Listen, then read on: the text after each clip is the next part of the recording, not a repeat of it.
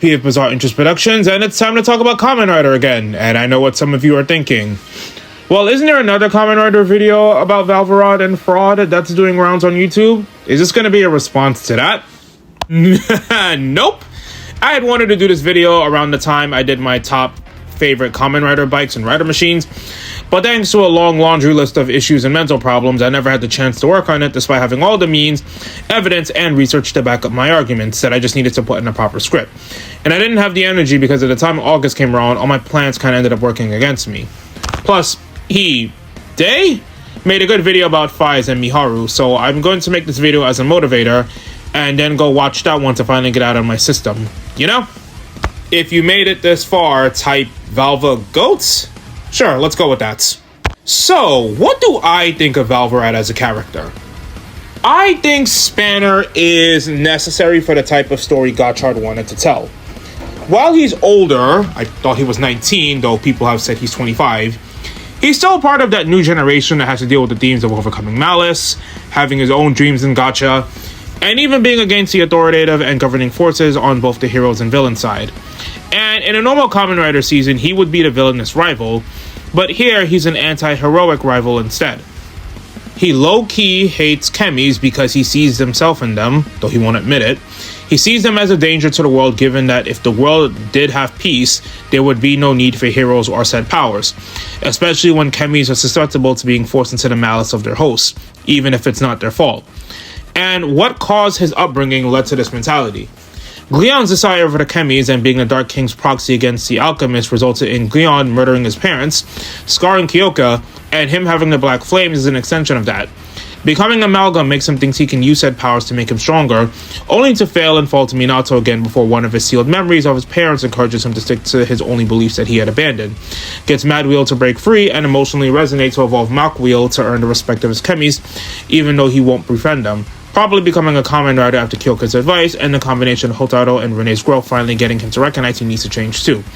But despite respecting his allies a bit more, that his powers and chemis make him a monster, especially with Gigas egging him on to master them and the public going crazy learning about them, leads to him finally fighting for his own beliefs, planning to transmutate himself and all the chemis into one big bang to destroy all the Dark Kings himself.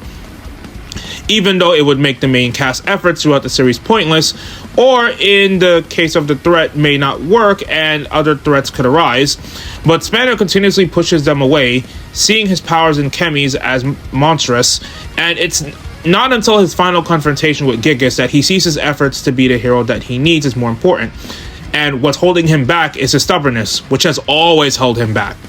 Because he keeps trying to push everyone away when he loathes himself, and because of that, he could never achieve the Gacha driver for himself when the system requires unity and open bonds with the creatures he sees as tools, and he can't work with the level 10 chemis. He never gets involved with Hotaru's adventures or gets to know the civilians who have been positively affected by chemis, and if he accepted Lachesis and Hotaru's faith in him more and opened himself up to his true feelings, since they do advocately want to help him even when he's being a jerk to them, if he did all of those things, he could balance the Black Flames with the white drive in his heart to find a silver lining to evolve further, properly ending the story with him succeeding Gigas, someone who also understands emotions on a surface level, now accepting Spanner's evolution and the only non-Dark Sister antagonist besides Gleon to accept her demise with dignity, defeating the Dark King's emotional clones and working to bring his dead lover back from the dead.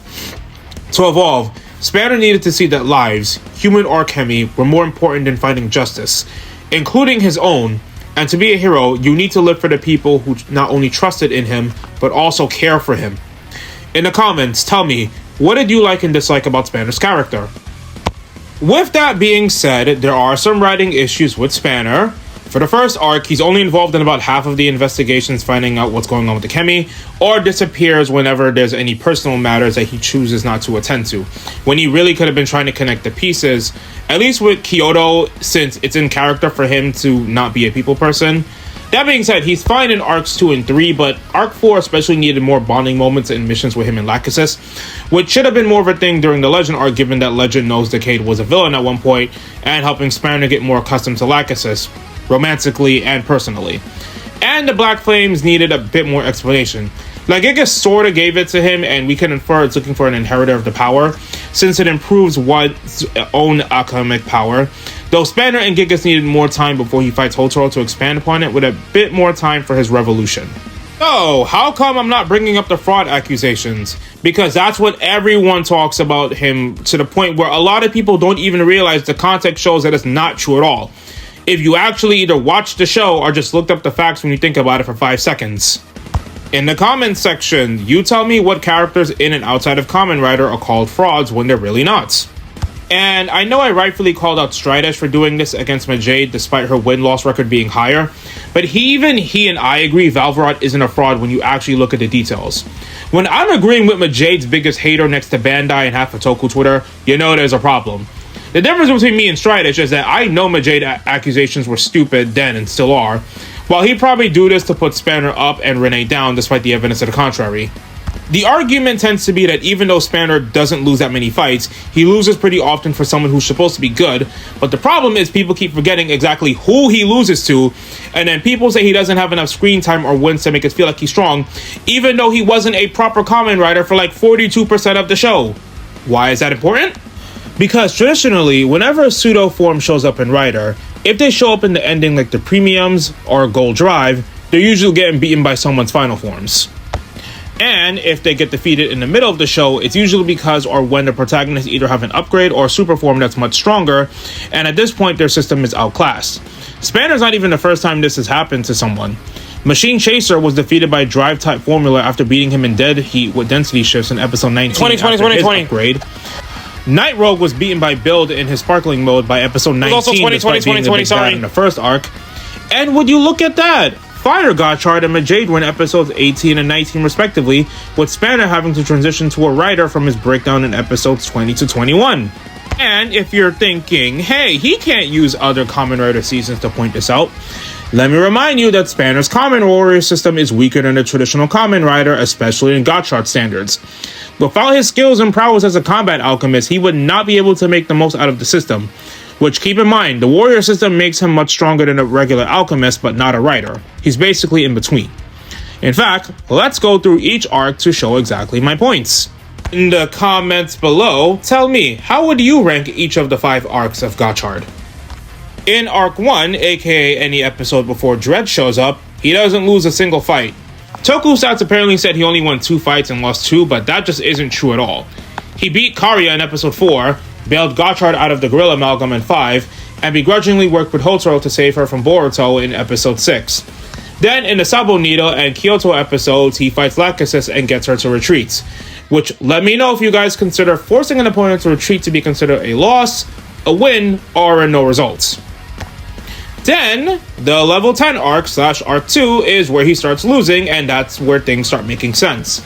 Dread is a sentient driver using replicas of cards, creating from almost all the cards Hotaro has befriended or captured. And it's a twist version of the Gacha driver fueled by Malice. And Spanner had to fight all 2 users of it at the time. Under Sabimaru, it was able to match almost all of Hotaro's forms and amplify its strength based on Sabimaru's knowledge, while tormenting the user. Then Lachesis, the sister who's used to working with the Kemis the most, ends up using Dread herself, and compared to Sabimaru, she and the Dark Sisters have a higher tolerance level for the system. But they don't have to worry about bonds since the replicas lack the humanity of the Kemis. To beat Dread, you either need to work with a level 10 Kemi, which Spanner won't do and couldn't even if he tried, or have a power that allows you to separate Dread's user from the Rider Husk, which only UFO X could do, so no. Then we get to Arc 3, aka Disassembled Alchemist Academy, where Gleon shows up. Hey, do you remember that the Jamato Orochi that they thought was the cause of the split future Daybreak and would have caused Hotaro to lose his eye had the Gotchard Daybreak not arrived? The same creature Spanner lost to and Hotaro lost to that was both transmutated with both Lachesis and Gleon as his amalgam host, amplifying it to grow large enough to do that much damage. Was Spanner a fraud fighting Amalgam made from a general and a big bad? And he fought Minato when the latter became Dread. You know, Minato, the best alchemist non-rider fighter on the hero side and lasts the longest in group clashes, and is also a teacher who has had more experience despite Spanner having a higher rank and understands the importance of Kemis. Granted, Spanner does do pretty well against him, but is Spanner a fraud for losing against a better fighter with an actual proper rider system? Oh, and what happens after that episode, and after Fire got charred, and after Majade transforming makes him feel inferior? Oh, right, the two-part origin to his rider powers where he gets tortured by Gion using the Angel Golden Amalgam, which is not only stronger than the regular ones, but turns him into the Will Amalgams that's only able to fight off the Angel, but thanks to his wrath, it's still not enough for him to be a skilled Minato, and he has to unlock both his inner memories and accept that he needs to grow and not rely on powers born of hatred to win. And after that, he's fine. When they fight Minato using Type 2 Dread, neither him or Majade lost their transformations. He only loses again when he is forced to fight the Dragon Lost Amalgam. You know, the amalgam of one of the first chemis created alongside Gaillard that Gion found a way to turn into amalgam. The same amalgam that also defeated Iron Gotchard and Majade, forcing Fuga's homunculi to step in and fight it as Kamen Rider win to defeat it and save all three of them. Is Spanner a fraud for losing to an opponent his other riders lost to when all three of them needed to be saved by the big good? Then they fought Gion in Type 2 with Dione and beat him, forcing him to go into Type 3 and defeat all of them. And yet he still tries to hold off an untransformed Clotho so the chemis can help Hopper 1 warp Digivolve to cross Hopper and go Platinum. Is Spanner a fraud for losing to the main villain and creation of Dark God so strong a super form was the only way to beat him and send him back into the Door of Darkness? Moving on to Arc 4, which I have heard has been a debate regarding the name. I'll still call it the New Semester Arc. Here's a Zexel joke in there. While Hotaro and Rene are dealing with Shiptease, he defeats Clotho in a close battle when Clotho tries to use Type 3. And yes, Clotho couldn't control it, but that's on her for using a power she didn't master and expecting to win. He also forced Mimi to retreat alongside Lachesis even when Clotho Rebus showed up. So he's only really lost against the Kraken Amalgam to hype up Rene, and that wasn't an ordinary Golden Amalgam. Atropos made that one in a Mammoth Amalgam out of several dolls, both of which required Platinum Gotchard and Majade to work together to beat, so clearly he just got outplayed in that arc once. But what about when he fought Gigas in the Dark Amalgams? You know, Gigas! One of the three Dark Kings that were sealed away in part of the Dark King that only the Alchemist of Daybreak could beat. The same Gigas who burned someone with a stronger experience with the Dark Flames, Black Flames, and Spanner only survived that because of his own Black Flames. The same Gigas that turned some of Hotaro's Chemi allies into Dark Amalgams that were effectively comatose, then made a Fantastic Amalgam. You know, the same type that transmuted 5 Fantastic Chemis to beat Majade and Valvarad while Hotaro was put in an egg. Is Spanner a fraud for fighting Amalgam personally made by the same guy who turned someone with Arc 1's power set into Amalgam with 4 Chemis? But let's get to that final arc, shall we? Oh, you mean the arc where after they got their butts handed to them by the Dark Kings, they fought Germain by himself and won? And don't say Germain was nerfed for them to win.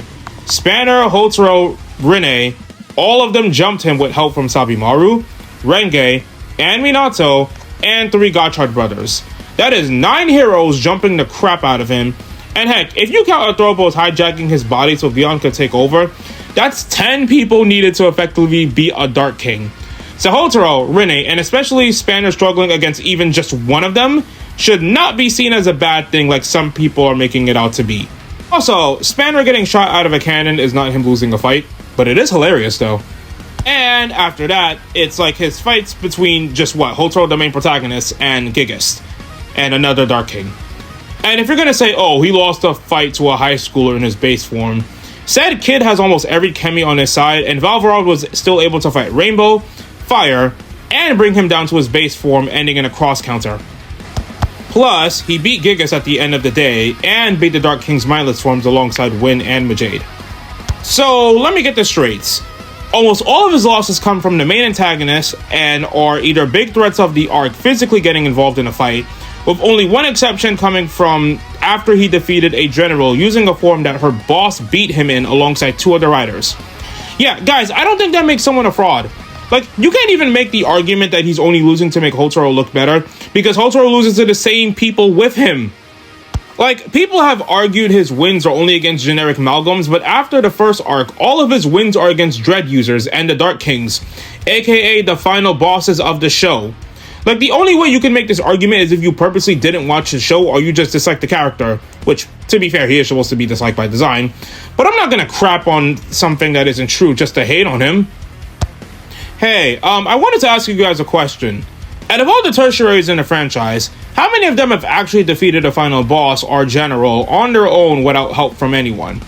I'm gonna give you 10 seconds to think about it. Ba na na na na na na na. I should make a Gaim related joke, but I don't have a joke for Baron or the fact that Gav is both a food show that also tackles our themes. If you answered Mage defeating Medusa, Nago defeating Premium, Valvarad defeating Gigas, you are correct because Ram had to work with Shoma using Alamo to be Glada.